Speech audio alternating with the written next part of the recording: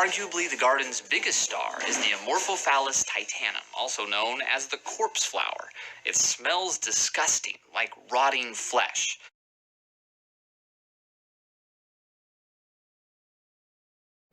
Hey everybody, it's Ruben. Welcome back to Placebo Effect.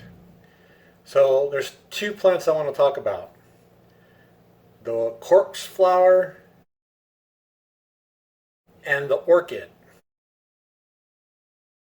A particular type of orchid actually that smells like a giant hornet, which is the mortal enemy of a type of Japanese bee.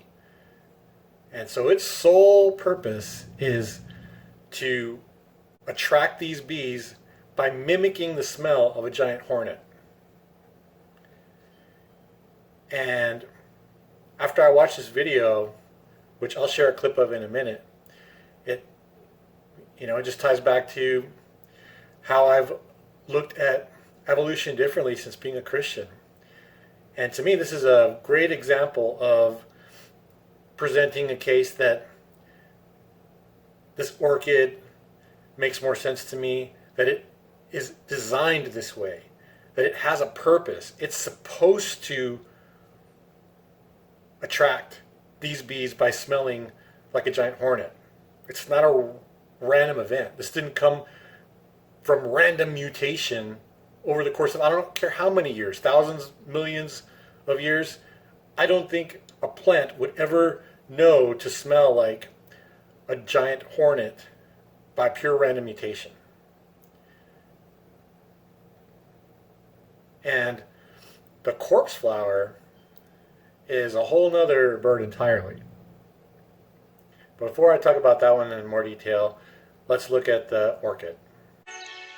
When his oriental orchid casts its spell on the breeze, deceit is in the air. It's not long before a wild honeybee is bewitched. It's not nectar that's lured it in, but the smell of its mortal enemy. Thinking it's a hornet, the bee attacks the petals.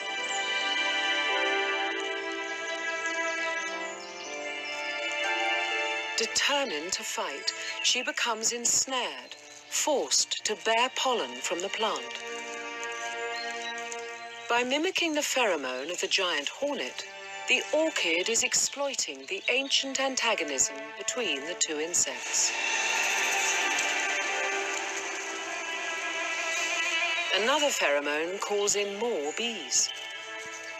They cannot overcome their instinct to attack what they believe to be their greatest enemy.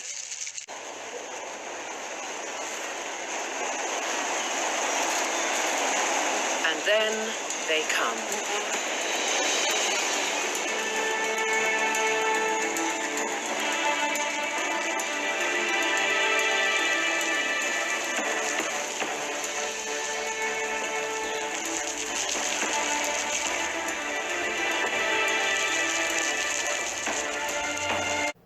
Okay, so this orchid, again, like I said, it selects the pollinator by mimicking the smell of a giant hornet.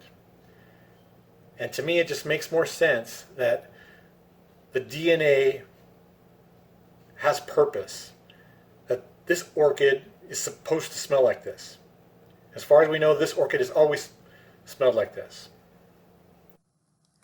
So I even tried to do a little bit of research to find out more about this, and interestingly enough, science is pretty clueless about the why of it all, other than just the general statement about evolution being the cause, right?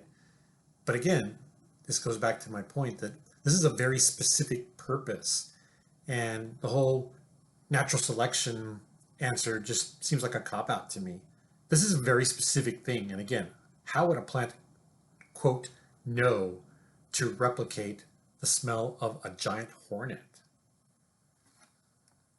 All right, now the corpse flower is a whole nother bird entirely. This guy smells like rotting flesh. And that is meant to attract specific type of pollinators that are into that stuff. So think of all the crazy insects that are into stinky things. Flies, right? Things that aren't going to be attracted to sweet smelling things are going to be attracted to this. And the corpse flower not only smells like rotting meat, but it actually raises its temperature equivalent to flesh, like 98 degrees Fahrenheit. And so, again, I watched this video and I had to ask myself, does it make sense that this plant developed this characteristic by pure random mutation? You know, when I did the thought experiment about the natural selection piece, you have to start with some predecessor and the current iteration. And along the way, there's however many steps there are to get there. So before it smelled like rotting flesh, it smelled like something else. The predecessors pollinated somehow, so it doesn't make any sense to me how it would just randomly smell like rotting flesh. So check out this video. Why would a flower smell disgusting? That's a good question. If you want to imagine how bad the corpse flower smells, consider the notes of its putrid perfume. It starts, like many flowers, with the sweet odor of benzyl alcohol. But then there's trimethylamine, isovaleric acid, and lots of dimethyl trisulfide. Gross. I joined hordes of people who have flocked to the garden to get a whiff. But the corpse flower won't start stinking until it opens, maybe in a few hours, maybe in a few days. It's in no rush. It's been preparing for this moment for 6 years. The big column in the middle actually heats up like a Glade plug-in to help that odor get into the air. It already lives in steam, so it has to make just a bit more to get it up and out there. So back to the question, why would a flower spend so much energy to smell this bad? It wants to be pollinated just like all other flowers. It all comes back to the birds and the bees. Some flowers seduce pollinators with sticky, sweet nectar, but a lot of insects just aren't into that. They like rotting meat. And they're the pollinators the corpse flower is trying to attract, with fleshy colors and putrid aromas. It's a big fly trap. But that smell is just too enticing. And my gosh, the heat. A warm, stinky, steamy place to go.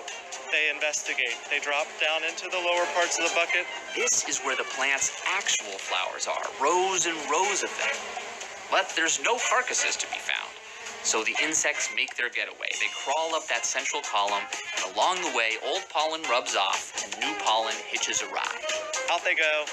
They smell the next party down the road and go to pollinate something. Again, I feel like it makes a better case that the DNA in this plant is with purpose. It smells like rotting flesh because that's the way it's going to continue its future, is to attract the insects. But I don't think that that's done by accident. So I'll have links to those videos and their full context, so you guys can watch them fully if you want to check those out. And also another video from my channel. If you like this content, please like and subscribe. That's all for this episode.